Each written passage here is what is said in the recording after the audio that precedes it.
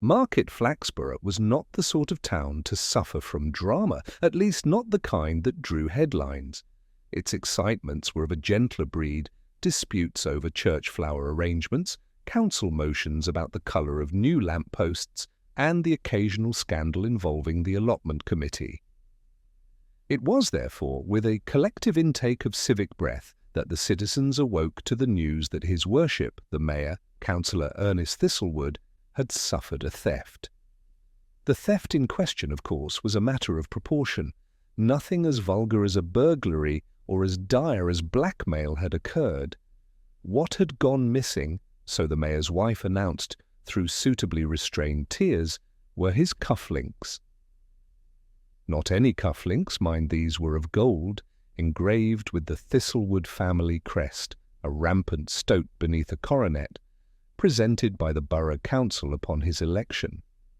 The loss had been discovered that very morning, just before breakfast, as the Mayor was preparing to preside over the annual Chamber of Commerce breakfast at the Royal George Hotel. By 9:30, the story had spread through the town like spilled tea across a saucer. In the High Street bakery, Mrs. Haddon confided to her assistant that she'd always said the Mayor was careless with his possessions. "Do you remember the time he left his hat on the communion rail, Gladys? That sort of man." At the post office, Mr. Sneed opined that cufflinks didn't vanish on their own, particularly when one's maid had recently been seen buying a new bicycle. And at the police station, Sergeant Love had just finished his second scone when the news reached him, accompanied by a faintly incredulous note from Mrs. Thistlewood herself. Inspector Purbright, who had just returned from a morning spent listening to a vicar complain about parish vandalism, found the sergeant standing uncertainly by the telephone with the note in hand. "Cufflinks," Love said, as though pronouncing a foreign word. "2 of them."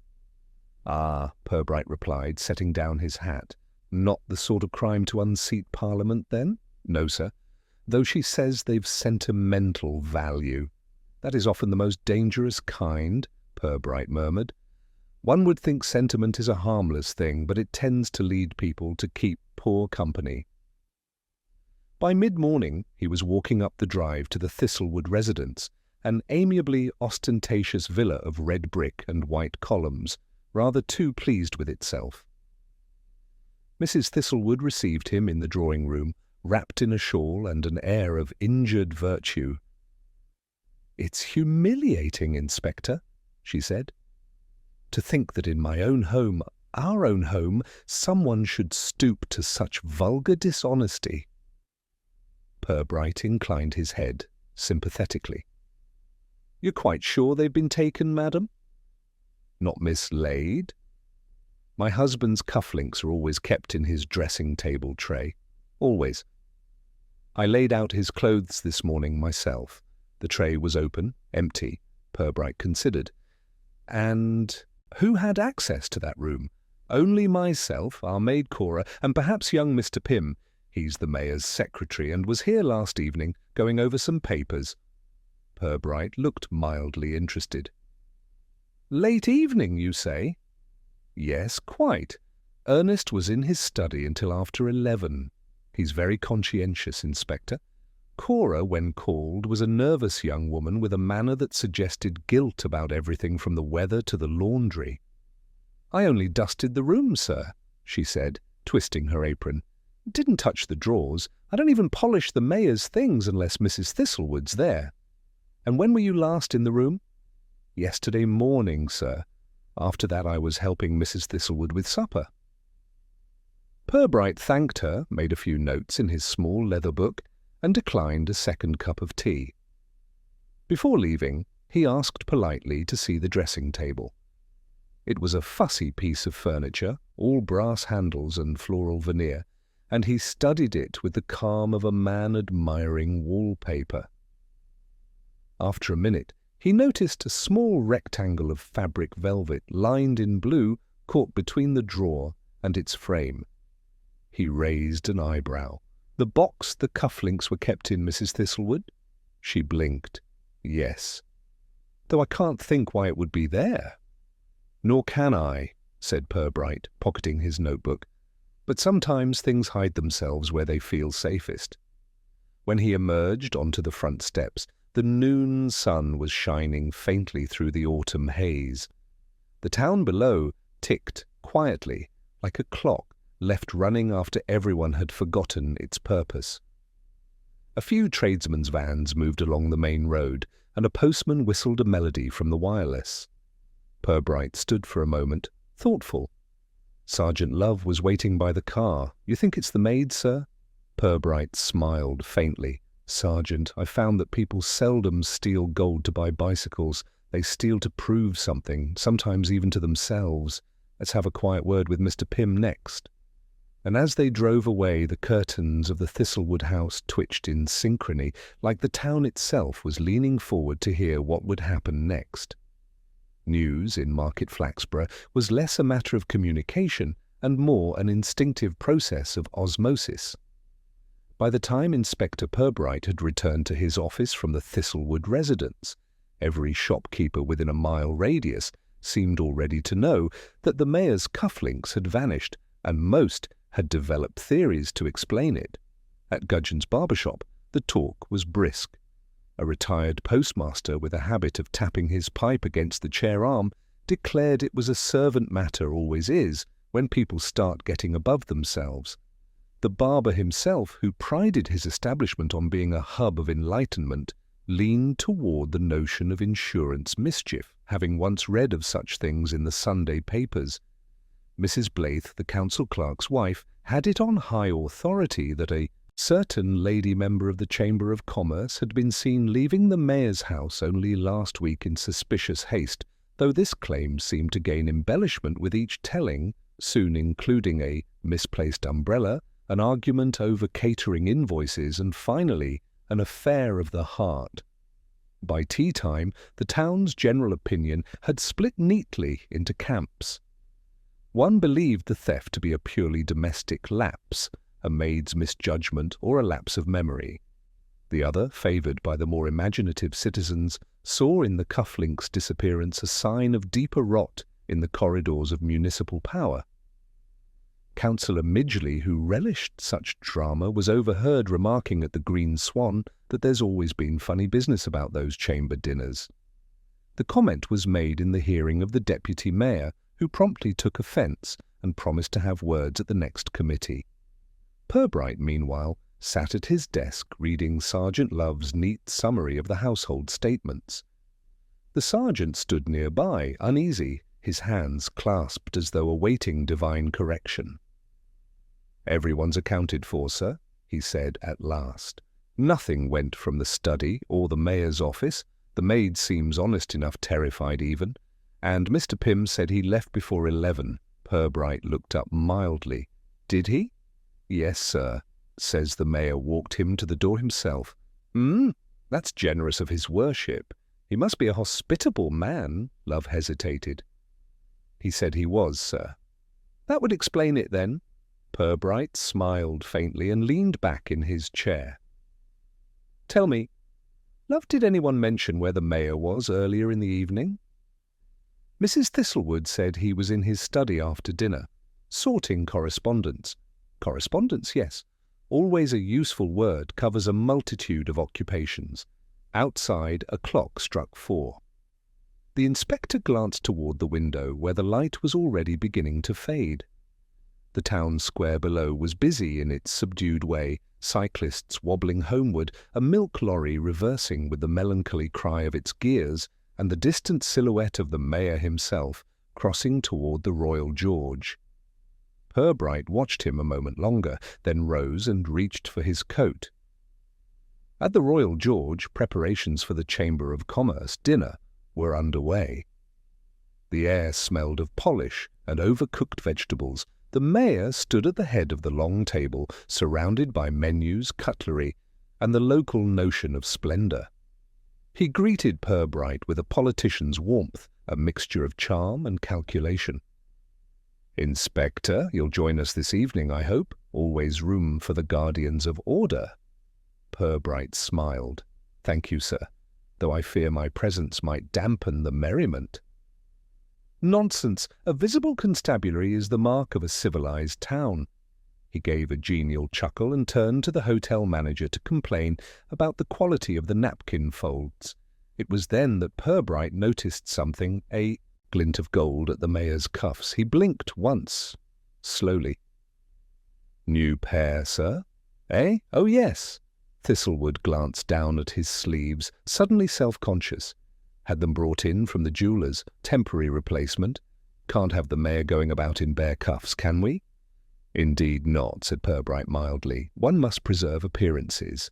He let the matter rest, but the flicker of thought behind his steady eyes betrayed a curiosity beginning to take shape.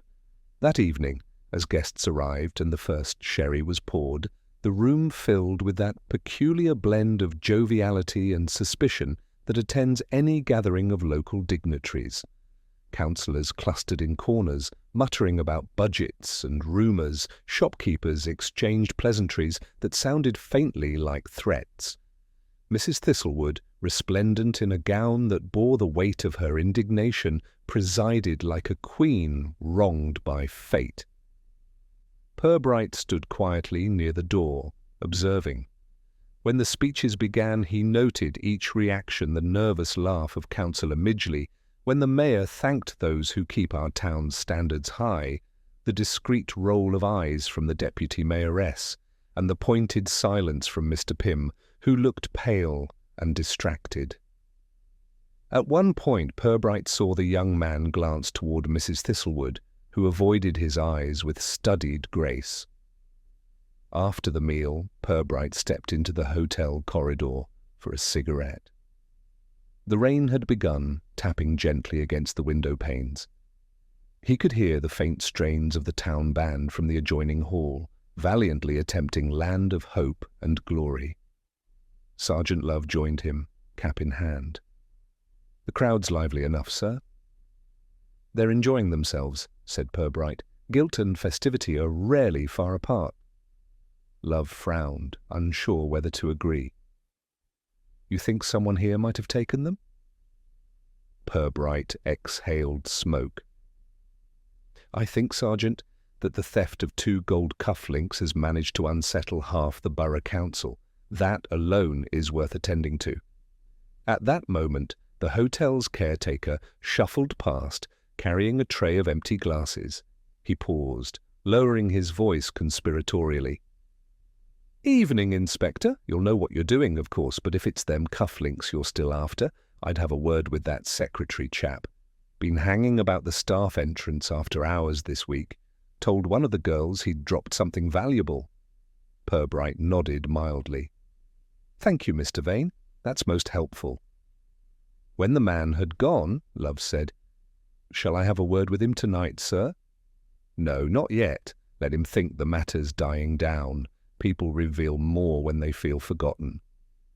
As they walked back into the hall, the mayor was shaking hands with the town's solicitor, his laughter a touch too loud, his movements a touch too deliberate. The missing cufflinks had become an invisible presence in the room, felt, not seen, like a draught from an unlatched door. Purbright glanced once more at the mayor's golden replacements and wondered whether the theft that had so scandalized Market Flaxborough was in fact a theft at all, or a performance meant for an audience that did not yet know its role. The inspector took another drag on his cigarette, let the thought rest, and said quietly, "Come along, Love. Tomorrow morning we'll begin to ask the questions people think they've already answered." Morning in Flaxborough arrived with that peculiar blend of drizzle and optimism that marked most of its weekdays. The town went about its business as though crime was something faintly impolite, best ignored until it disappeared on its own. At the police station, however, Inspector Purbright preferred not to rely on such civic miracles. He sat at his desk, glasses perched low, reading over the caretaker's statement, while Sergeant Love stood by the window, frowning at a pigeon that seemed to have taken a personal interest in his cap. "Mr. Pym's a nervous sort," said Love, turning back. "Hardly the type to stage a robbery." Nervousness and honesty rarely walk hand in hand, Purbright replied, not unkindly. But let's not prejudge the lad. The truth in small towns, Sergeant, is seldom tidy enough for labels. He rose, reached for his coat, and added, "Come along. Let's see what our young Mr. Pym has to say when not surrounded by speeches and brass bands." They found the mayor's secretary in the small office adjoining the municipal chambers, a space dominated by ledgers, calendars, and a faint smell of furniture polish. Pym was tall, thin, and habitually apologetic. He stood at once when they entered, nearly upsetting a stack of envelopes. "Inspector? Sergeant? I hope this isn't well about those cufflinks." "I'm afraid it is," Purbright said gently. "Routine inquiries, you understand. You were at the mayor's house the evening before the incident?" "Yes, sir. Until about 11:15, we were reviewing correspondence for the chamber dinner." Purbright's gaze moved to a half-empty bottle of ink. "Did you notice anyone else about the house?" "Only Mrs. Thistlewood. She brought us tea at 9:30. Pym hesitated, colour rising faintly in his cheeks. "She stayed a while talking about the menu, I think? I can't quite remember." "Of course," said Purbright. "And the mayor himself?" "Still in his study when I left. He'd said he wanted to go over his speech." Purbright's expression remained mild, but the pause that followed stretched long enough for Pym to begin adjusting his tie. "Did you walk home afterward?" "Yes, sir. I live on Beach Crescent, 10 minutes away. No one accompanied you?" "No, sir." Purbright nodded, then added quietly, "Mr. Pym, have you ever noticed the mayor wearing his cufflinks outside formal occasions?" Pym blinked. "Well, no, I suppose not. They're ceremonial, really. Then you may understand my curiosity. He appeared last night with a fresh pair, purchased," he said, "that very morning. One wonders at such promptness." Pym gave a thin, uneasy laugh. "The mayor's very particular about his appearance." "Indeed, and very efficient." Purbright's eyes lingered on the young man's desk, neatly ordered, except for a single smudge of blue velvet resting near the blotter. He said nothing, merely tapped his notebook closed and thanked Pym for his time. As they stepped into the corridor, Love whispered, "You noticed it too, sir?" Purbright nodded. Velvet lining, the same material as the box Mrs. Thistlewood described. Curious place for it to travel. Their next visit was to the jeweller's shop in High Street. Mr. Hatherley, who had been repairing watches since before the war, looked up from his magnifying lens with the mild irritation of a man interrupted in a delicate operation. "Ah, Inspector, if it's about that business with the mayor's replacements, I've already made out the receipt." "Then perhaps you can indulge me with a question or two," Purbright said. "Who ordered them?" "The mayor himself. Came in just after opening yesterday morning, looked rather put out, if you'll pardon me saying so. Said he'd lost his usual pair and needed something dignified but not flashy for the evening." "Did he pay cash?" "Check. Drawn on the council's account." Purbright's brows lifted a fraction. "On the council's account?" "Well, yes. Said it was municipal presentation jewellery, or some such." I didn't argue. Outside, Love exhaled through his teeth. "He bought his own replacements with public money, apparently." "Could be nothing, sir." "But it's not very tidy. Few things are, Sergeant, though I suspect tidiness may prove our best clue." They returned to the Thistlewood residence in the late afternoon. Mrs. Thistlewood received them with gracious resignation, though the faint smell of lavender polish suggested the house had been scrubbed into an alibi. "I've told everyone all I know," she said. "I do wish Ernest would let the matter drop. It's becoming quite an embarrassment." "Embarrassment can be more persistent than guilt, madam," Purbright murmured. "May I ask, have you dismissed the maid?" "Not yet. My husband says it would look too hasty." "Wise of him," said Purbright. "One should never appear too eager to conclude an inquiry. It gives the impression of knowledge." He asked to see the dressing-room once more. The space was immaculate, the air faintly scented with starch and roses. As he bent near the dressing table, his gaze caught a faint indentation in the velvet lining of the tray. Two small ovals side by side, faint but visible. A ring of lighter dust surrounded them, as though something had once lain there for years and been removed recently. He straightened, turning to Mrs. Thistlewood. "You said the cufflinks were last seen 2 nights ago?" "Yes. My husband wore them to the council supper at the grammar school. And afterward?" "He came home late, quite cheerful. Said the meeting had gone well." Purbright nodded. "Did he come directly home?" "I believe so. He took a taxi." "Of course. Thank you." Back in the car, Love looked perplexed. "You don't think the mayor lost them himself?" "I think," Purbright said, fastening his seatbelt with patient precision, "that the mayor is a man accustomed to arranging events so that others tidy up afterward. Whether that applies to his cufflinks, we shall see." As they passed the square, Purbright caught sight of the mayor again, this time outside the newspaper office, leaning close to Mr. Denton, the editor of the Flaxborough Gazette. Both men appeared animated, the mayor's hand chopping the air in short, decisive gestures. When Purbright slowed the car, the mayor turned sharply and raised his hat in forced good humour. Denton, for his part, looked uneasy. That, Purbright murmured, was a conversation neither intended to have witnessed. "Tomorrow, Love, we shall call on the Gazette." There are few things more revealing than what a newspaper man decides not to print. As they drove back toward the station, the afternoon rain turned steady, drumming softly on the car roof. Purbright lit his pipe, eyes distant, his thoughts moving with deliberate care. Each small fact, Pym's velvet scrap, the cheque on council funds, the mayor's new cufflinks, seemed to arrange themselves on some private chessboard behind his calm expression. In Market Flaxborough, crimes did not erupt, they unfurled.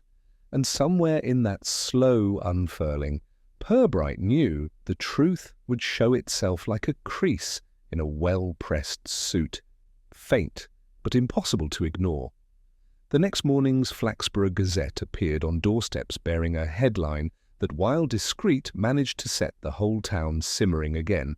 "Mayor's cufflinks still missing. Police continue enquiries." The article was measured, almost deferential, yet somehow managed to imply that the culprit was likely known to the household. It was signed in neat italics by one E. Denton.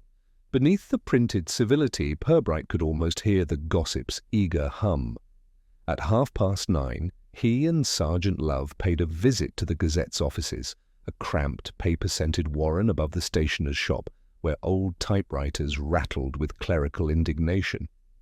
Denton greeted them with wary geniality, brushing an ink stain from his sleeve.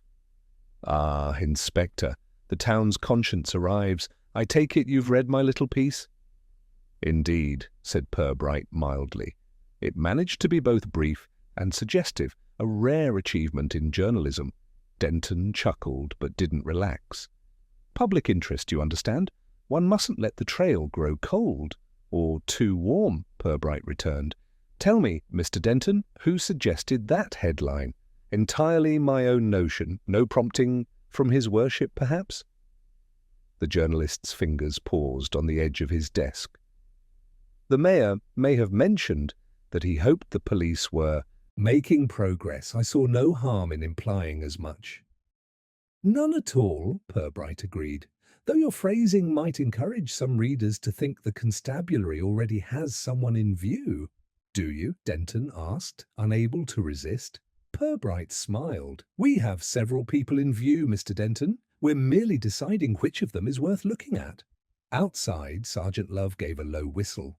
"You think he's covering for the mayor? I think Mr. Denton is a man who values both his access and his advertising revenue," said Purbright. "And the mayor, being a man who dislikes disorder, might have felt the need to offer the town a target." The target, it seemed, soon presented itself. By midday, word reached the station that the Thistlewoods' maid Cora had been dismissed after all. Mrs. Thistlewood, in a statement delivered by hand, explained that although one hesitates to act precipitately, propriety demands decisive action. When Purbright and Love arrived at the modest lodging house where the girl lived, they found her tearful and bewildered, surrounded by half-packed boxes. The landlady, eager to contribute civic assistance, ushered them into the narrow parlour. "She's a good girl, Inspector," she said firmly. "Quiet, church-going. I don't hold this nonsense." Purbright thanked her and turned to Cora. "I understand you've been let go." "Yes, sir," she sniffed this morning. "Mrs. Thistlewood said it was for the sake of appearances. But I've done nothing wrong." "I quite believe you," Purbright said, sitting opposite. "Still, appearances are troublesome things. Did she give you any wages in lieu of notice?" "A week's pay, and told me not to come back. She said it would avoid embarrassment." Purbright nodded slowly. "Did you ever notice the mayor's cufflinks yourself?" "Oh yes, sir. I used to polish them when she asked. They were kept in the blue velvet box, always in the same drawer." "Were they there the morning before they went missing?" "Yes, sir. I remember because I dusted the tray and shut it after. I even thought the box moved a bit forward." "Moved forward," Purbright repeated softly. "Did you mention that?" She shook her head. "Didn't seem important then." "And on the evening before they vanished, did you see the mayor or his secretary?" "Mr. Pym, yes. He came in after supper, stayed late. The mayor was in his study when I went to bed." Purbright thanked her and rose, leaving his card on the table. "If anyone troubles you about this, Miss Cora, you'll let me know immediately." She nodded, her eyes grateful but frightened, as though she still feared punishment for another's wrongdoing. Back in the car, Love muttered, "It's a pity. She's the easiest person to blame, and half the town already has." "That," Purbright said, lighting his pipe, "is precisely why she won't be the right one. True guilt seldom enjoys popular support." They drove next to the council offices where Purbright requested a glance at recent expense authorizations. The clerk, a man with the perpetually startled look of one caught doing arithmetic, produced the ledgers without protest. Within a few minutes, Purbright found what he sought. Check number 472, issued to Hatherley & Son Jewelers for ceremonial accessories authorized by Mayor Thistlewood. The entry was dated the very morning the replacements were purchased. Purbright closed the ledger and thanked the clerk, who looked relieved not to have been arrested. As they left, they encountered the mayor himself descending the stairs, coat collar turned up against the drizzle. His expression suggested pleasure, mixed with defensiveness. "Ah, Inspector, I trust you're making progress? My wife tells me you've spoken to the maid." "We have, sir," said Purbright evenly. "She maintains her innocence." The mayor gave a sympathetic sigh. "They always do. Still, one can't have suspicion clinging to public office. I hope you'll be able to confirm the facts soon." "I dare say the facts will confirm themselves, sir." Thistlewood frowned faintly. "Meaning?" "Meaning they tend to persist whether we like them or not."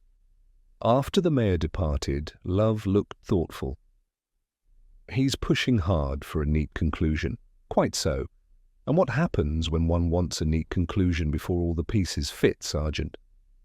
"Something gets trimmed to make it fit." "Precisely." They stopped at the cafe opposite the town hall for tea and bacon sandwiches. Purbright sat in quiet contemplation, stirring his cup absently. "Suppose," he said at last, "you were a man of civic prominence. You misplace a small item, say, a pair of cufflinks, but you cannot admit carelessness. You'd rather the loss look like a theft. What would you do?" Love blinked. "Raise a fuss? Call the police?" "Exactly. The bigger the commotion, the safer the pride. But then why dismiss the maid? Because to sustain the illusion, one needs a culprit, preferably one who cannot easily protest." The sergeant mulled this over, brow furrowing. "So you think the mayor lost them?" "I think," said Purbright quietly, "that he's pretending to have lost them. The question is why. That evening, a drizzle thickened into proper rain. From his office window, Purbright watched the glow of street lamps shimmer on the wet cobbles. Love had gone home, leaving the inspector alone with the smell of damp paper and old tobacco. On his desk lay the newspaper cutting, the jeweller's receipt, and a few neatly penciled notes. In the margin of one, Purbright had written, "Vanity or fear?"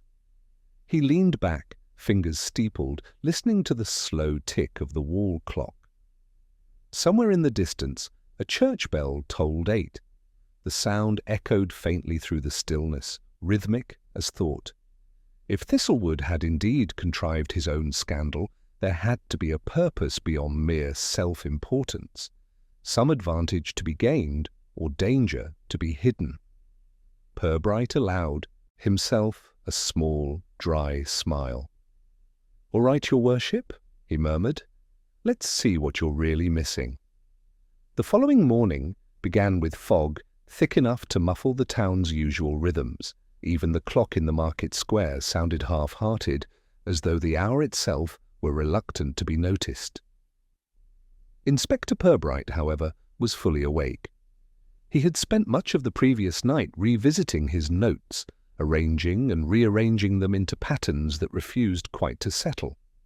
By 8, he was standing outside Hatherley and Son again, gazing at the display window with its regiment of watches and modest jewellery. Inside, the old jeweller greeted him with his habitual mixture of courtesy and suspicion. "Another question or two, Inspector." "Only one this morning," Purbright replied. "When the mayor purchased his replacements, did he happen to mention the design of the missing pair?" "Why, yes. Said they were engraved with a stoat or some small beast, I forget which. I asked whether he wanted the same crest on the new ones, but he said no, that would invite gossip." Purbright nodded thoughtfully.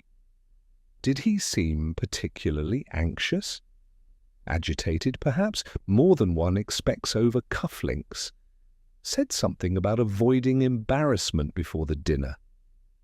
"Embarrassment," Purbright repeated softly, as though testing the taste of the word. "That seems to be the common theme." As he left the shop, the fog lifted slightly, revealing the opposite pavement, and with it a small figure in a raincoat hesitating outside the post office.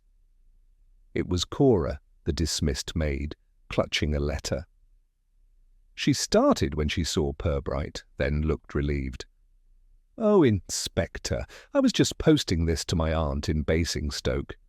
Purbright smiled gently. "A sound destination, I'm sure. Feeling steadier today?" "Yes, sir, though people look at me strangely in the shops."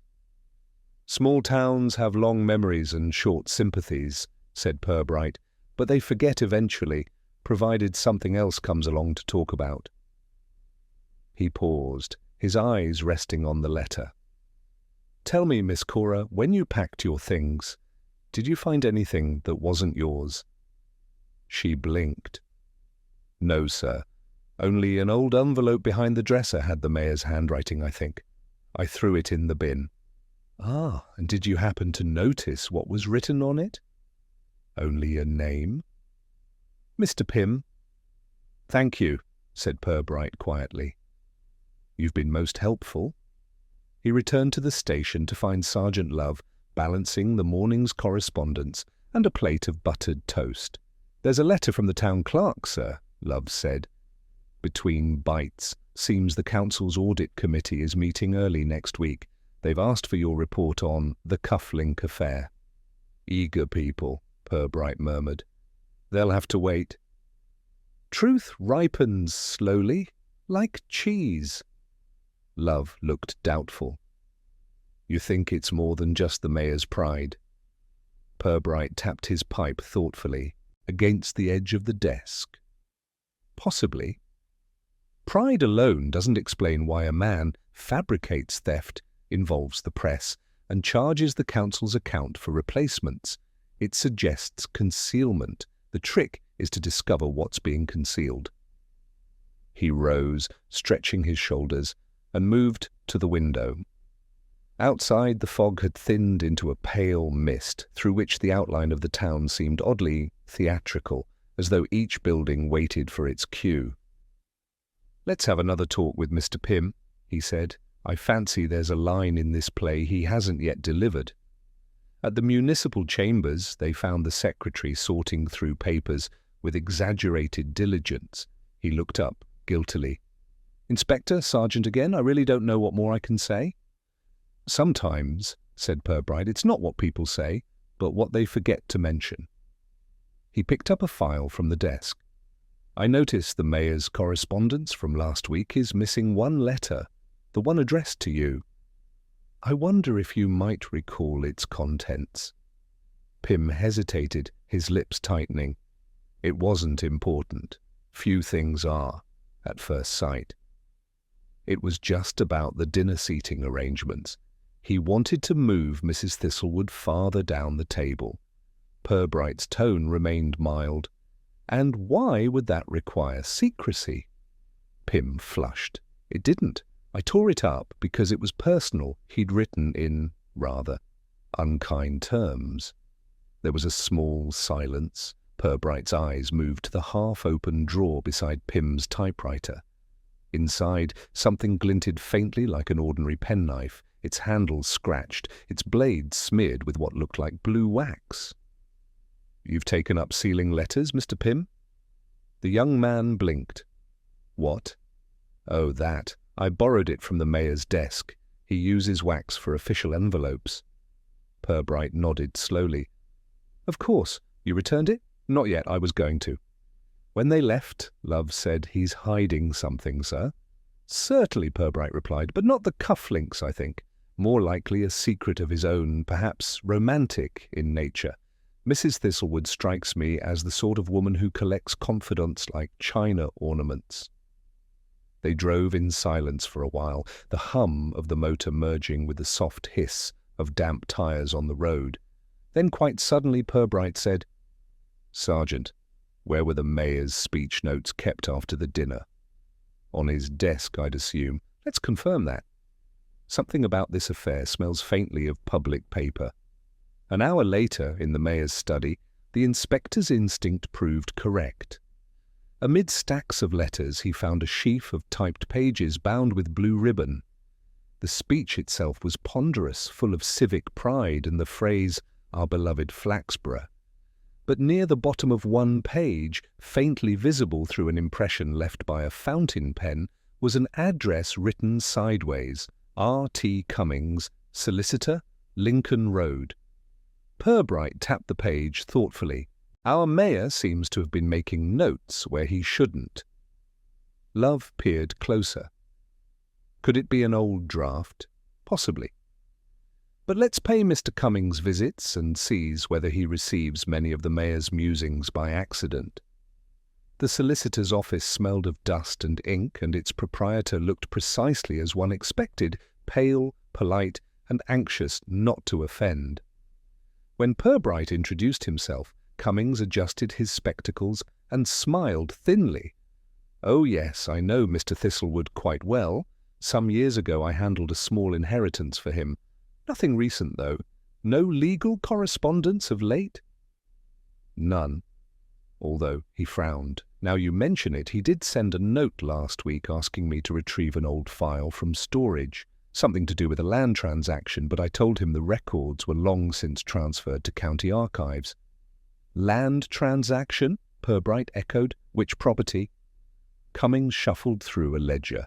"The old waterworks lot sold off years ago for a song. I think the purchaser was a limited company. The mayor was only a councillor then." "And the cheque for that purchase?" "Oh, heavens! That would be buried in the archives." Back outside, Love said, "So he's stirring up old council business, maybe afraid something's been found." Purbright smiled faintly. "Afraid or reminded?" That impression on his speech suggests he'd been drafting a note while thinking of Mr. Cummings. "Perhaps the cufflinks aren't lost, Sergeant. Perhaps they're a distraction." The rain began again, soft but persistent. They reached the car just as the church bell rang at noon, and Purbright paused before climbing in. He glanced once more toward the distant outline of the town hall through the mist.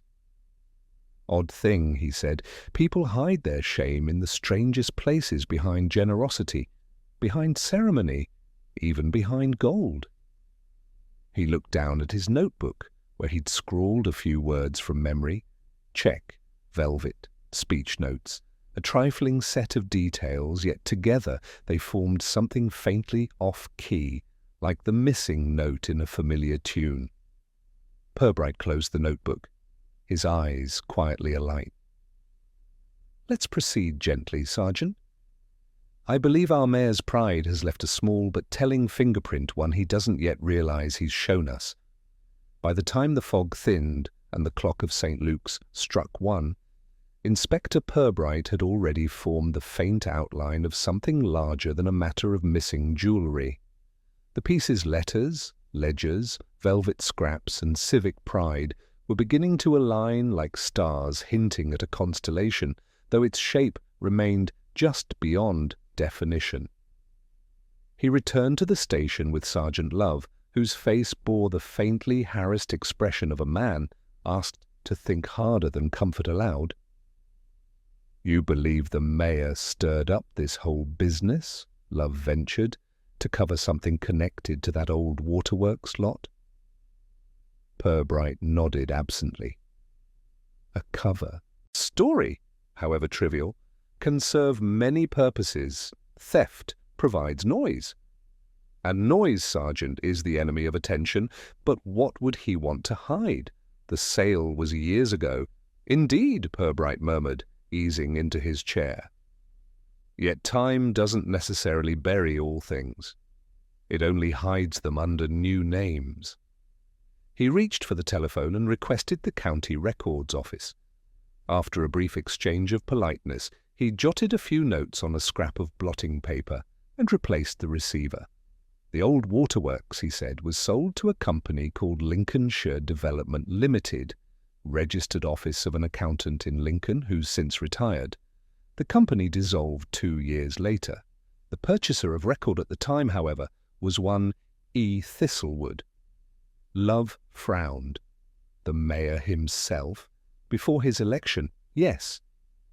The land then passed quietly into another holding company. I'd wager its present value is considerably higher. So he bought council property cheap, hid the trail, and now something's brought it back to light? Purbright gave a small smile.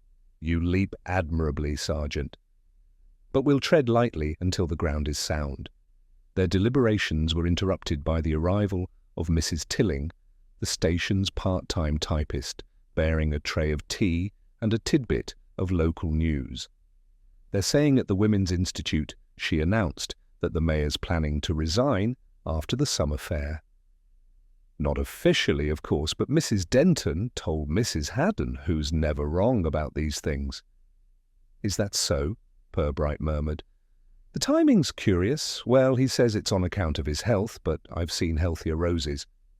When she had gone, Love said, "If he's planning to resign, maybe he wants to tidy up old business first, or keep it buried." "Possibly both," said Purbright. "It would also explain his sudden urge to manufacture a scandal mild enough to be forgotten, yet large enough to distract.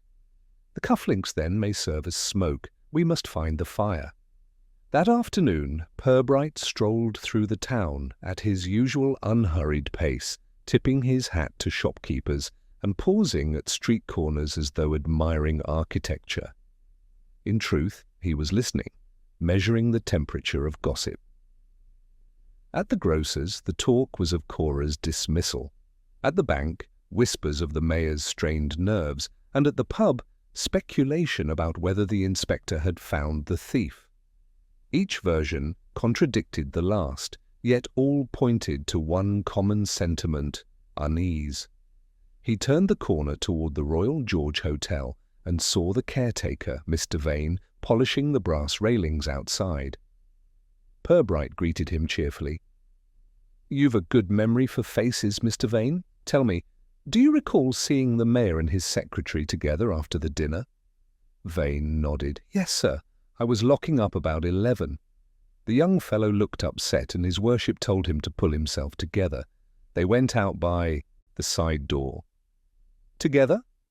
No, sir. The mayor left first. The lad lingered a bit, had a cigarette, then walked off toward the park. Interesting direction, said Purbright. The park's not the quickest way home to Beach Crescent. Later, Purbright retraced that route himself, hands clasped behind his back. The park was quiet now, its lawns damp and glistening under the pale light. Near a bench by the bandstand, something glinted faintly in the grass, a small, flattened button with a trace of blue enamel. He crouched, examining it without touching. The design was faintly heraldic, a stoat beneath a crown. He slipped it into his pocket handkerchief and rose, his eyes narrowing slightly. Back at the station, Love examined it under the desk lamp. Looks like part of a cufflink, sir. Half of one, Purbright said. The rest may have found its way elsewhere. And note the colour of the enamel's blue, not gold. So not the ceremonial pair? Precisely. Perhaps an earlier set is less official, more personal. We'll show it to the mayor when the opportunity arises. The opportunity arrived sooner than expected. That evening, as Purbright prepared to leave, a knock sounded at his office door.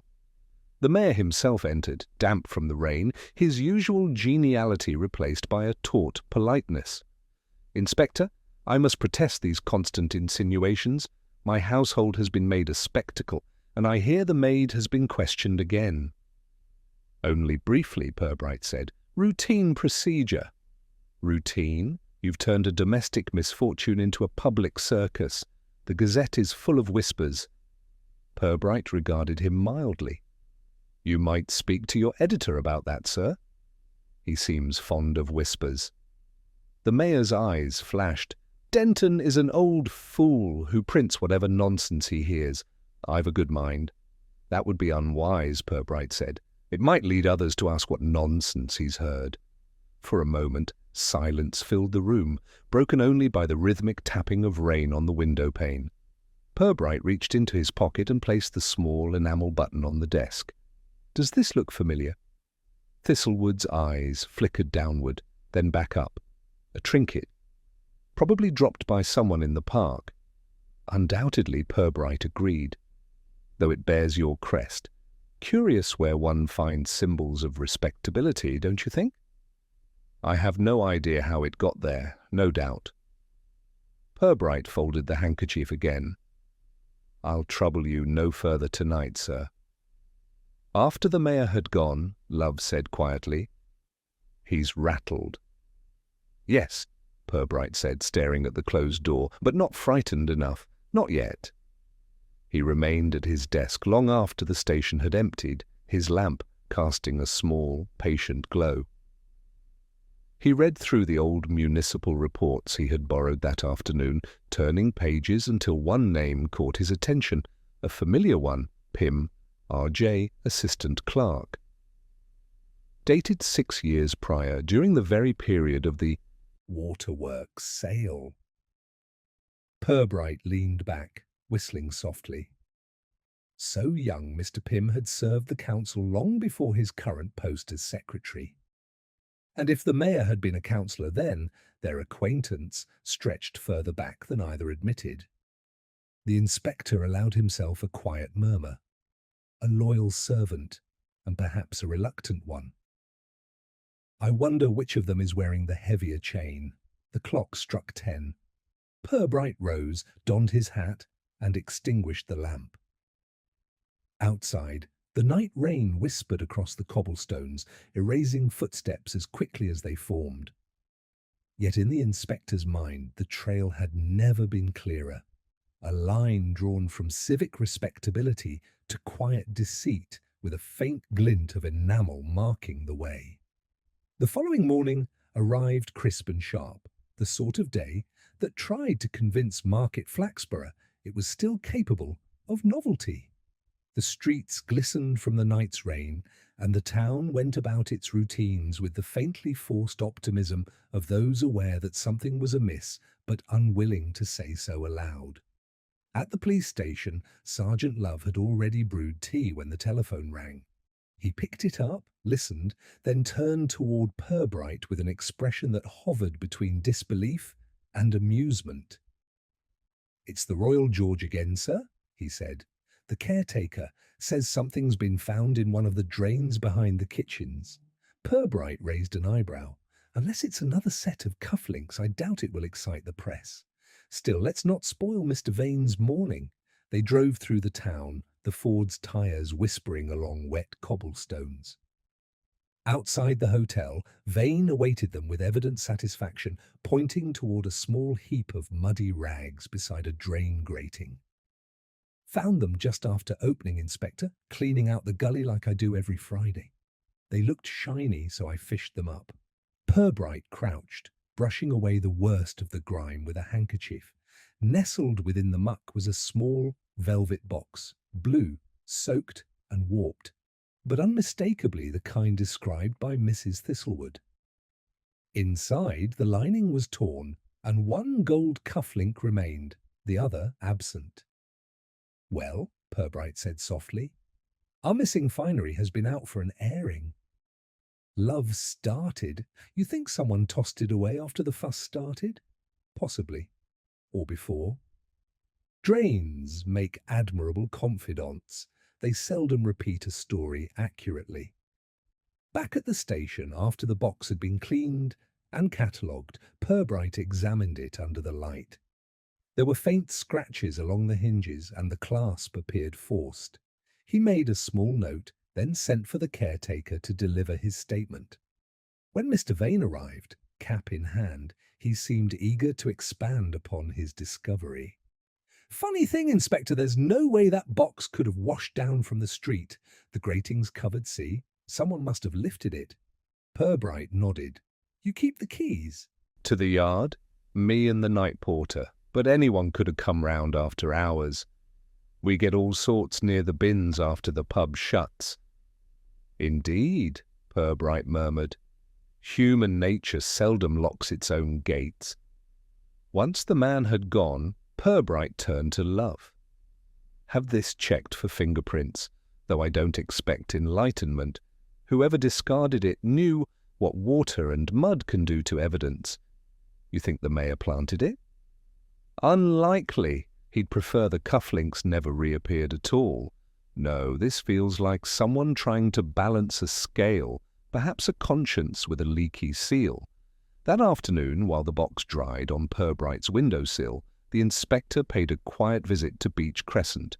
The houses there stood in rows of identical respectability, each with a hedge trimmed to municipal precision. Mr. Pym opened his door at the second knock, his face pale and drawn. "Inspector, what brings you here?" "Just a brief call, Mr. Pym. You might have heard that the mayor's cufflink box has reappeared." Pym's eyes widened. "Found? Where?" "In a drain behind the Royal George."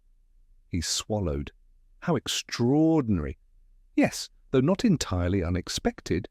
Objects have a way of returning when they're least convenient." Purbright studied him a moment longer.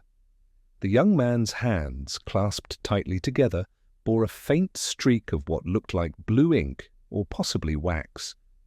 The inspector noted it without comment. "Tell me," he said gently, "you were once a clerk during the council's land sales, were you not?" Pym hesitated. "A junior one, yes." "And would you remember the transaction concerning the old waterworks?" "I vaguely. It was routine, wasn't it?" "Routine things," Purbright observed, "have a curious habit of producing irregular consequences." There was a long silence, filled only by the muffled ticking of a hall clock. Then Pym said quietly, "Inspector, am I suspected of something?" "Only by being too loyal for your own good," Purbright said, putting on his hat. "Good day to you." When he returned to the station, he found a note from Mrs. Tilling on his desk. "Mr. Denton from the Gazette telephoned urgent matter." Purbright called back at once. Inspector Denton said, his voice hushed but eager, "I don't like to seem sensational, but someone's broken into my office. Nothing taken? Not much. Only a folder of old clippings about the waterworks sale." I'd been gathering them for a retrospective piece. Purbright's tone was calm. Did anyone know you had those? Only the mayor, perhaps. I mentioned it when he stopped by last week. After he'd rung off, Purbright leaned back in his chair, the faintest smile touching his lips. There we have it, Sergeant.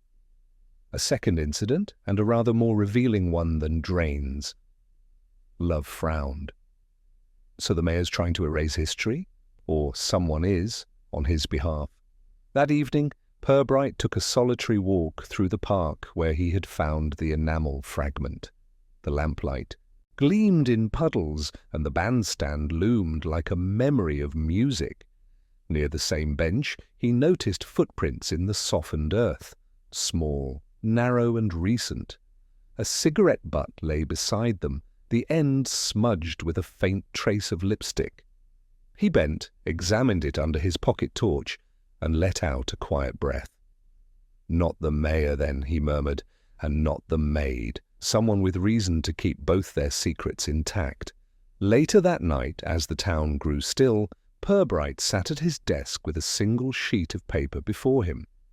On it he drew a slow circle, linking 3 names, Thistlewood, Pym, and an as-yet unwritten initial.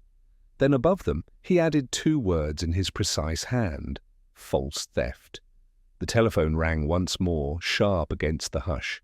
Love's voice came down the line, anxious and breathless. "Sir, message from the fire brigade. There's been smoke reported at the Gazette offices. They're on the way now." Purbright rose, his expression unreadable. "Very well, Sergeant. Tell them I'm coming." He slipped the enamel half cufflink into his pocket and stepped into the night, the rain beginning again, fine and steady.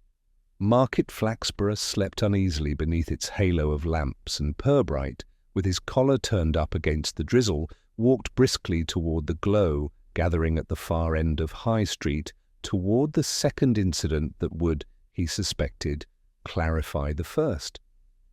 The fire at the Gazette office proved mercifully modest, confined to a single wastebasket and a charred section of carpet near the editor's desk. Yet its timing, like so much else in Market Flaxborough that week, was suspiciously theatrical. By the time Purbright arrived, the smell of scorched paper still clung to the walls, and a fireman was stamping out the last embers with bureaucratic weariness.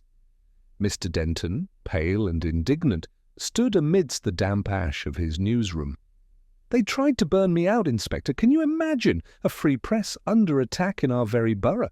"I can imagine many things, Mr. Denton," Purbright said mildly, "but arson to silence a retrospective feature ranks among the more imaginative." Denton dabbed his forehead. "My staff went home at 7.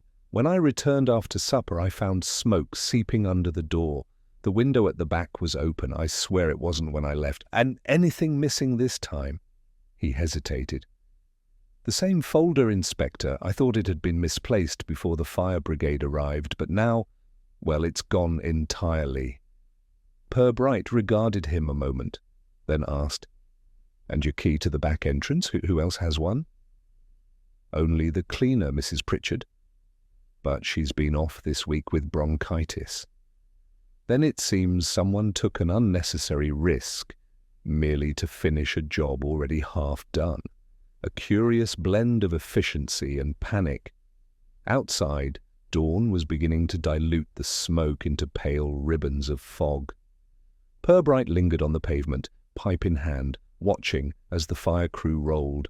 Up their hoses, the air smelled of damp ink and singed cellulose, he thought, not unlike the decay of truth itself. Love arrived moments later, hat askew, eyes heavy from lack of sleep. "Another long night, sir?" "Indeed, some people burn evidence because it's inconvenient, others because it's embarrassing. I rather think our culprit suffers from both ailments." "You think it's the mayor again?" Purbright exhaled a slow curl of smoke. "He's certainly the patient's name on the prescription, though I doubt he mixed the medicine himself." "No, Sergeant. This was done by a loyal hand, the sort that cleans up rather than questions." They drove in silence for a while, the road gleaming under the first light of morning. As they passed the park, Purbright's gaze lingered on the bench where he'd found the cufflink fragment. Mist hovered over the grass like a half-formed thought. "A curious thing about loyalty," he said, at last. "It can make decent men behave indecently, provided the cause seems noble enough." "You mean Pym?" "I mean those who confuse obedience with integrity," Purbright corrected softly. "The two seldom share a bed." At the station, a message awaited him from the county records office, confirming that the waterworks property had indeed been purchased under an alias traceable to Thistlewood's own financial clerk. The resale 2 years later, through a different shell company, had yielded a profit substantial enough to raise questions if anyone had asked them at the time, but no one had. Purbright folded the telegram with quiet satisfaction. The line of smoke from the Gazette's wastebasket now led neatly back to the mayor's manicured desk. By mid-morning, word of the incident had seeped through town. At the bakery, the talk had turned from stolen cufflinks to that suspicious fire. Mrs. Blather was heard declaring it proof that the devil himself had moved into the mayor's chair, while her assistant, younger and more romantic, insisted it was probably something to do with that poor secretary. Gossip in Flaxborough did not so much travel as metastasize. Meanwhile, Purbright paid another visit to the Thistlewoods' house, this time finding Mrs. Thistlewood alone in the conservatory, pruning roses with the careful precision of a woman disciplining nature. "Inspector," she said coolly, "I do hope you've not come to ask about drains again." "Not today, madam. I came to inquire whether your husband mentioned his intention to resign." Her shears paused mid-snip. "Resign? Good heavens, no. Ernest lives for civic duty. The idea would devastate him. Then he hasn't confided in you lately." Her gaze flickered. "My husband and I lead separate lives of equal respectability, Inspector. It's a perfectly civilized arrangement." "Civilization does have its compensations," Purbright said, glancing at the roses, "though I sometimes wonder whether secrecy is its price." As he turned to leave, she spoke again, voice lower now. "If you wish to know who your culprit is, ask yourself who stands to lose most if Ernest's name is dragged through the mud. Or won't be me." He inclined his head. "You sound confident." "I'm tired, Inspector, tired of being the silent partner in his endless performances. Perhaps it's time someone else saw the script." Her words followed him out into the hall, soft as falling petals. He suspected they were not confessing so much as permission. Back at the station, Love was waiting with a small brown envelope. "This came from the lab, sir, the cufflink box. Nothing usable on it, but they found traces of soot that don't match the drain mark. Could have been near a fire recently." Purbright unwrapped it, studying the warped velvet lining. "Near a fire, you say? How poetic. It seems our cufflinks have developed a taste for journalism. You mean someone took them to the Gazette before throwing them out?" "Perhaps. Or they were kept somewhere near a wastebasket that later caught fire." He rose, walking slowly to the window. The town below looked almost innocent in the noon sun, its roofs glistening, its chimneys breathing faintly. Yet under that placid surface lay the quiet machinery of deceit, as efficient as the town clock, never loud, never still.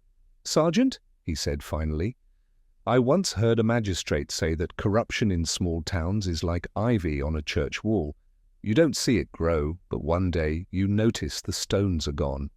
Love shifted uneasily. "What do we do now?" "We wait," Purbright said simply, "for vanity to overreach itself." That wait proved short. Toward late afternoon, a messenger arrived from the mayor's office bearing an invitation, formal, handwritten, and unmistakably cordial. "Inspector Purbright is cordially requested to attend a private discussion at the mayor's residence this evening regarding recent disturbances and their unfortunate effect upon civic confidence." Purbright read it twice, then looked up at Love with the faintest smile. When a man invites the hangman to tea, he's either very brave or very frightened. Love frowned. You think it's a trap? Not at all. A confession of sorts, but the sort uttered through gritted teeth. As dusk settled over Market Flaxborough, the inspector took one last walk through the square. The lamps flickered to life, and shop windows glowed like small theatres of calm. In one, he caught his reflection tall, composed, faintly sardonic. Behind it, a poster for the upcoming summer fair fluttered in the evening breeze, promising music, merriment, and civic unity. Purbright allowed himself a wry chuckle. Unity, he murmured. Yes, that's one word for it.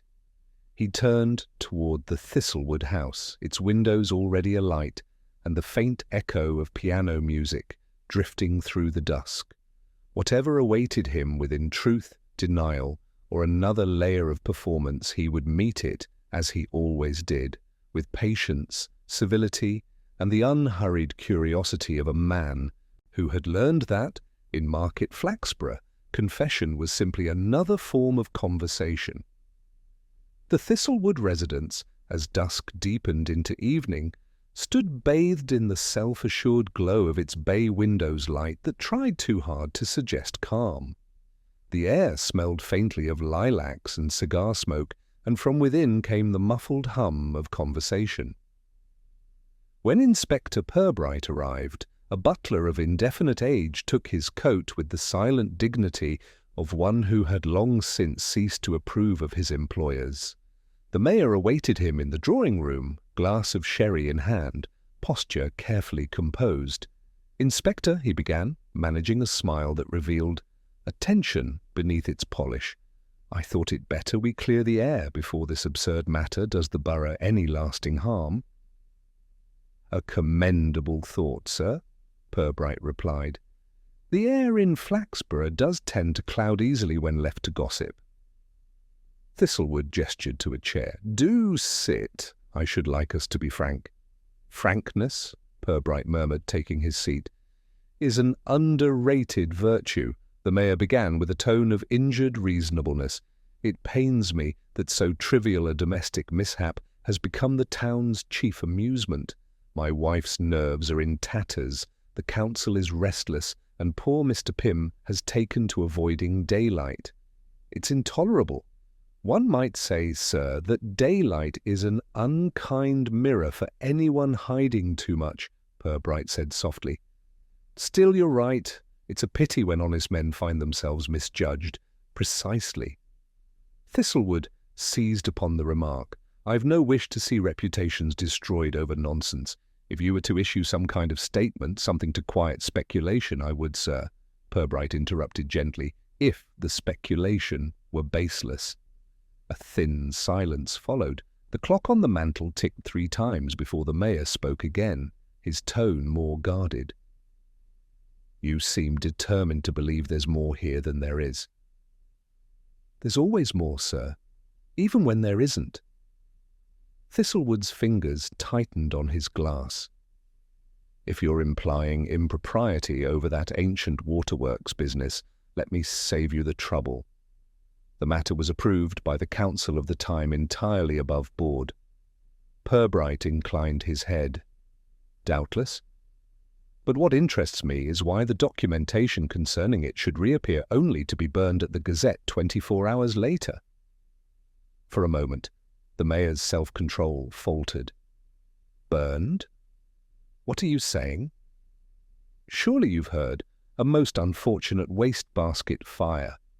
Almost symbolic, one might say." The mayor rose abruptly, moving to the sideboard to refill his glass. "You've no right to imply that I or anyone connected to me had anything to do with that. No right, perhaps. But an obligation to wonder, particularly when certain financial signatures bear a striking resemblance to your own handwriting, adjusted only slightly by an obliging secretary." Thistlewood turned. Slowly. "Pym? I'm afraid so. A young man too nervous to lie well, but loyal enough to try. Loyalty, like sherry, is best taken in moderation." The mayor's face flushed, then paled. He set down the decanter with unnecessary force. "You've overstepped yourself, Inspector. This is conjecture. Then you'll forgive me for testing it." Purbright drew a small envelope from his pocket and placed it on the table. Inside lay the single enamel cufflink half he'd found by the park bench. "You lost this, I believe?" Thistlewood frowned. "That isn't mine. I told you my set was gold." "Ah, yes, the ceremonial pair. But this one's older. A gift, perhaps, or a keepsake from a more personal occasion. You see, I wondered why a man of your habits would own two sets of cufflinks bearing the same crest, one for show, one for secrecy." The mayor's eyes flickered, and Purbright pressed gently on. "The second pair was not presented by the council, was it?" "I think you had them made privately some years ago, about the time you arranged that waterworks sale. I found the invoice in the jeweller's old ledger this morning. You paid in cash. Odd, considering your reputation for thrift." Thistlewood's breath came unevenly. "You've no idea what that sale cost me," he said, voice tight. "The risk, the waiting, the pressure from those vultures at County Hall. And the profit," Purbright finished quietly. "Enough, I imagine, to build quite the political career. You don't understand. Everyone was doing it. Every councillor had some interest. I only stopped, realizing the futility of explanation." Purbright leaned back, expression unreadable. "If that's so, sir, then perhaps you can explain why your secretary, Mr. Pym, has been paying regular visits to your solicitor these past months, retrieving old files, moving money through dormant accounts. All under your authorization, I presume." The mayor sank into his chair, the facade of authority beginning to crumble. "I told him to tidy up a few things. Close old matters. There's nothing criminal in that." "Indeed," Purbright said mildly. "Except, of course, when tidying up involves the selective destruction of evidence. The fire, the drain, the dismissal of your maid, all neat little gestures of disappearance. Yet somehow each leaves a trace." The mayor gave a short, brittle laugh. "You can't prove any of this?" Purbright regarded him with faint sympathy. "Proof, sir, is often the least interesting part of a case. I find the character far more revealing." He rose, walking toward the mantel, examining a photograph of the mayor shaking hands with a minister. "There's something almost tragic about respectability, isn't there? It demands such constant maintenance. One missed payment, one lost cufflink, and the whole illusion begins to rust." Thistlewood's voice was hoarse now. "You enjoy this, don't you, watching men squirm?" "No," Purbright said gently, "but I do appreciate the honesty that arrives when they stop pretending." The clock struck 8. From somewhere in the house, a door opened softly. Mrs. Thistlewood's voice drifted in, calm and measured. "I thought you might like coffee, gentlemen." She entered with a tray, her eyes moving from her husband's face to the inspector's, reading the scene at once. "How domestic it all looks," she said lightly. "Secrets, sherry, and moral debate."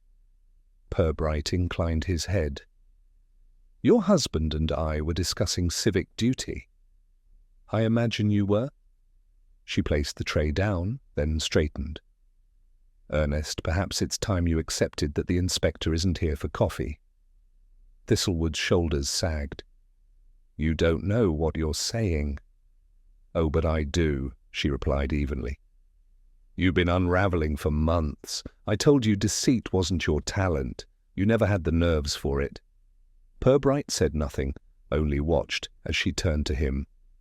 "He's frightened, Inspector, not of the law but of humiliation. He could face prison easier than a headline." The mayor slumped, his hands gripping the armrests. "You've both had your say," he muttered. "What happens now?" Purbright took out his notebook with quiet precision. "Now, sir, we give the truth a fair hearing. Tomorrow morning I'll expect you and Mr. Pym at the station to make your statements. Voluntary cooperation will go a long way. And if I refuse, then the next knock on your door will not be polite. The mayor looked up, the fight draining from him, replaced by something weary and almost grateful. "You won't drag her into it?" "Not if she keeps her peace," Purbright said. "Your wife has already endured more than the borough deserves to know." When he left, the night was cool and still. The windows of the Thistlewood house glowed faintly behind him, but the music had ceased. In the quiet street, Purbright paused, looking back once. Inside, he could just discern the silhouettes of two people, one seated, one standing like figures in a dimly lit portrait.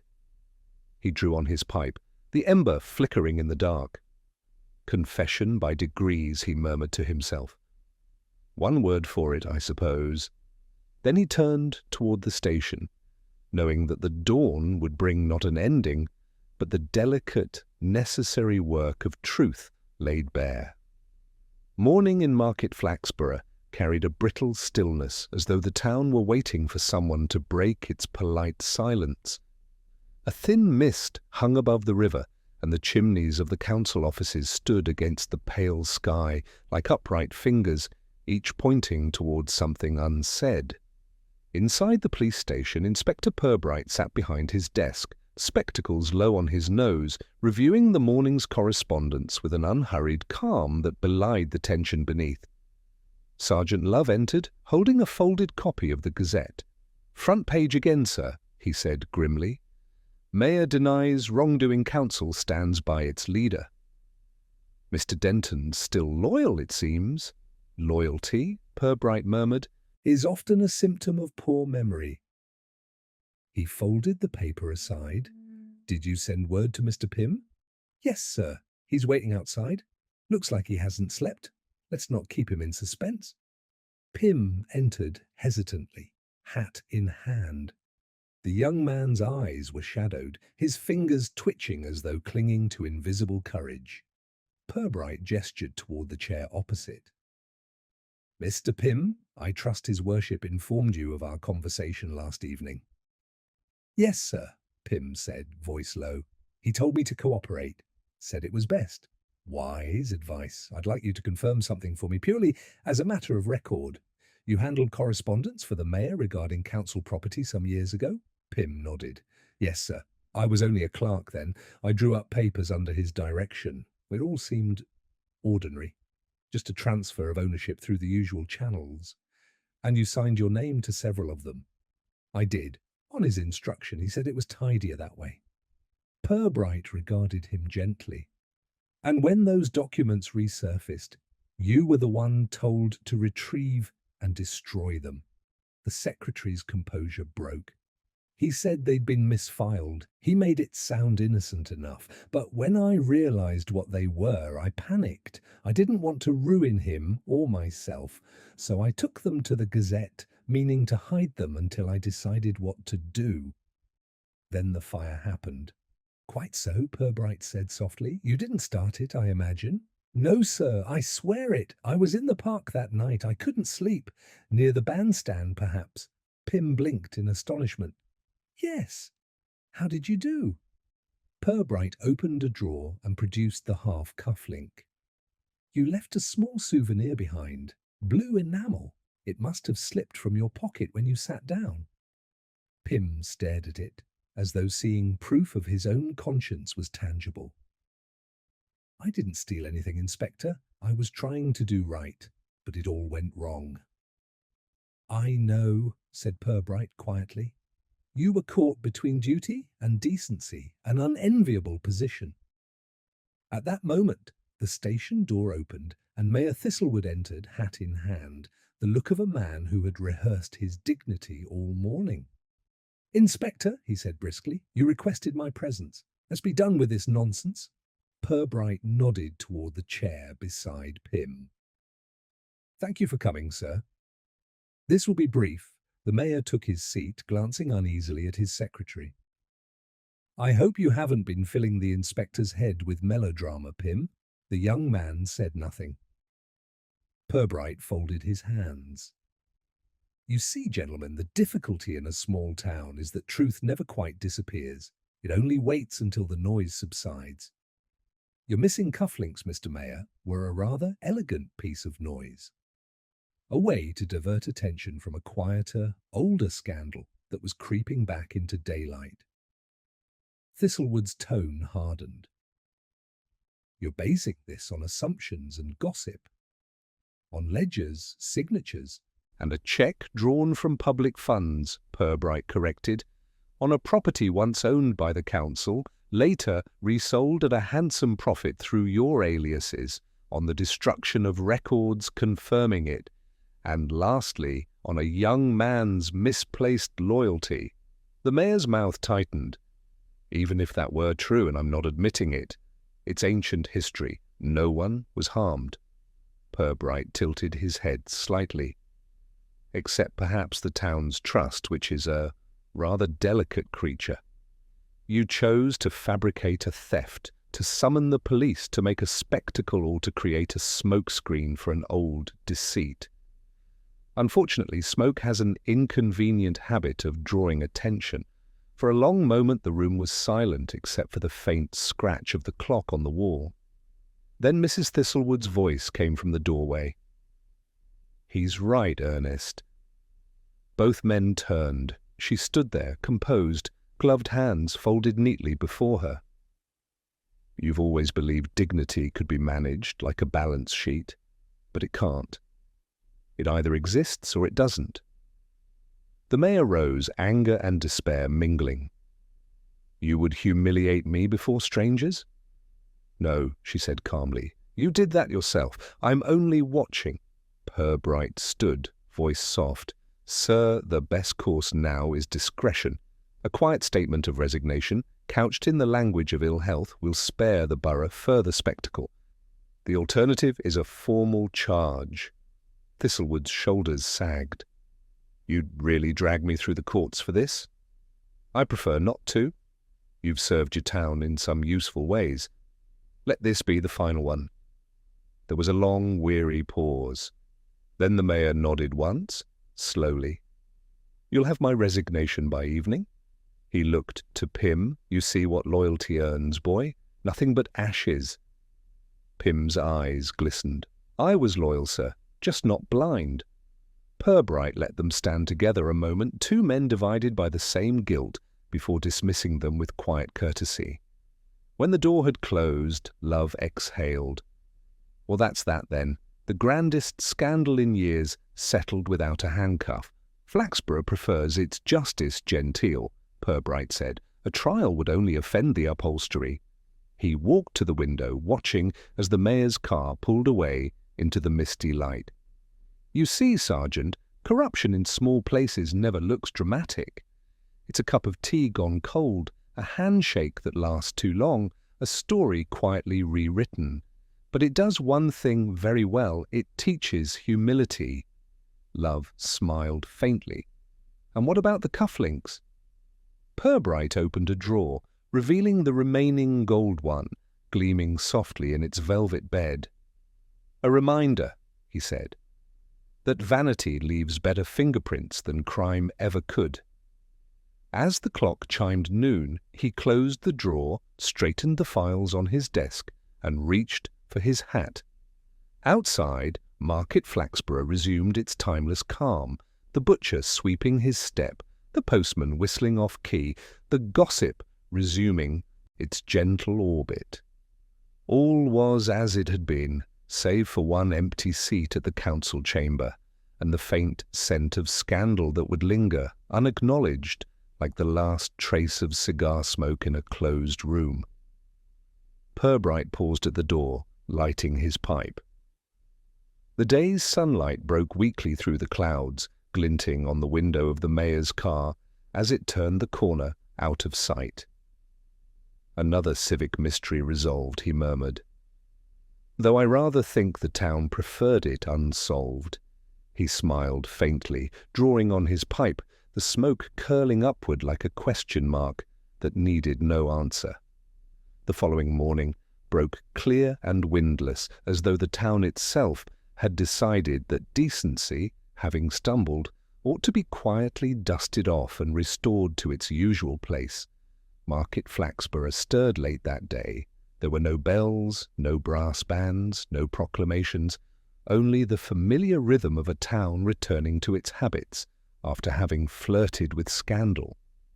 In the police station, Inspector Purbright sat at his desk, surrounded by the comfortable clutter of completed cases, folders tied with string, reports half-written, a cup of tea growing cold beside an untouched scone. Sergeant Love entered with the day's post and a face expressing cautious relief. "A bit quieter this morning, sir," he said. "The Gazette's gone to print without a word about the resignation. Denton must have taken your hint." "Good of him," Purbright murmured. "One must never underestimate a journalist's fondness for self-preservation. Silence can be as profitable as scandal."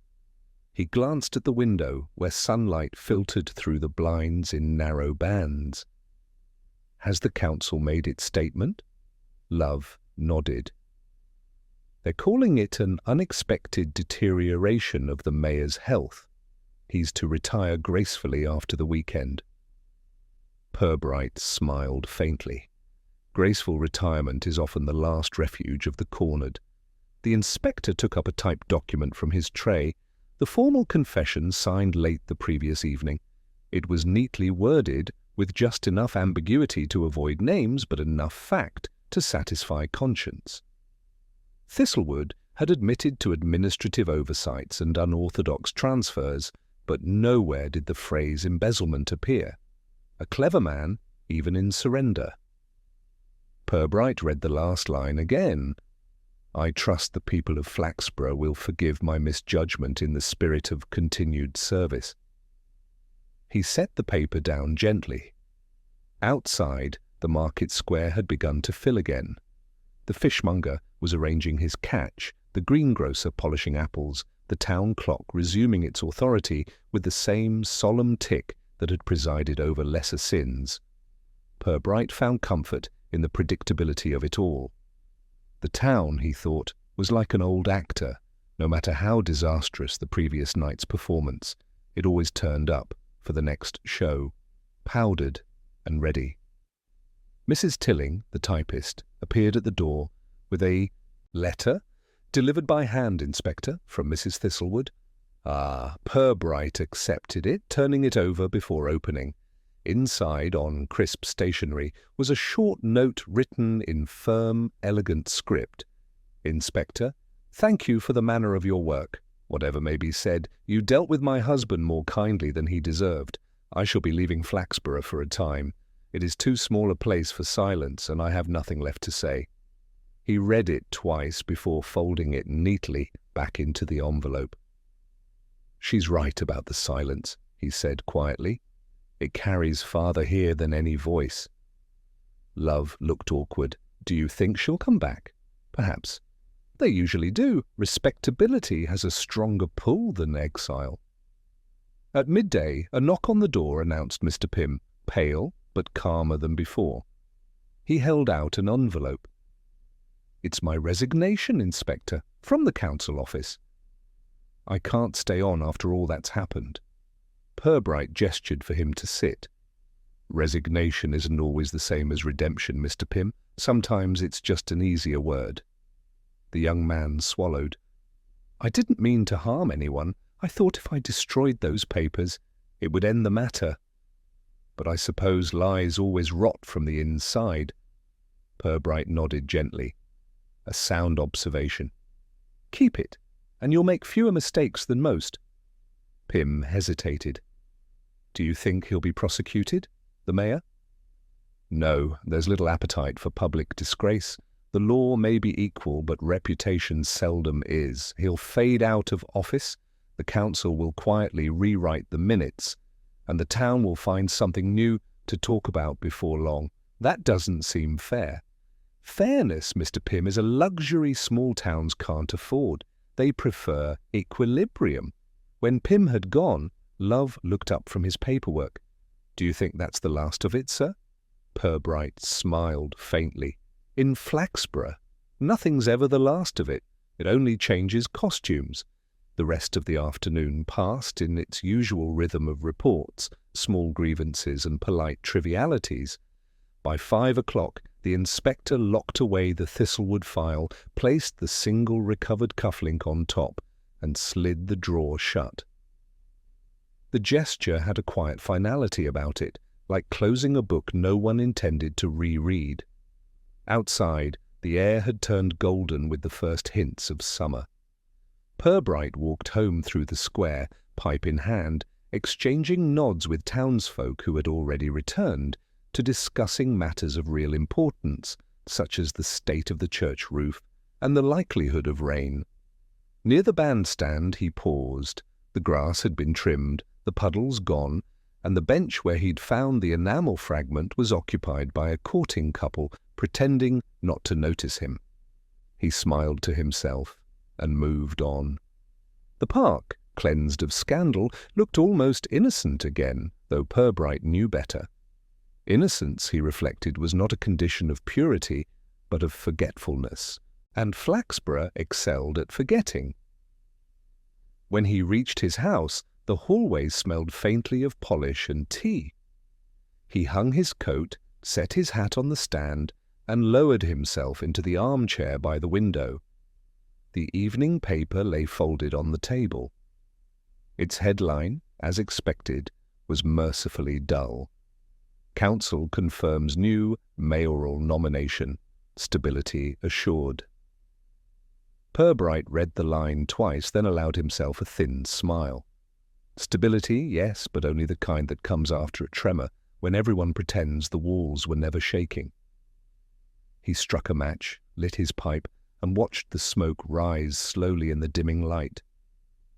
The town would go on. It always did. It would prune away its shame, polish its brass plaques, and convince itself that virtue had been restored. Perhaps, in a way, it had.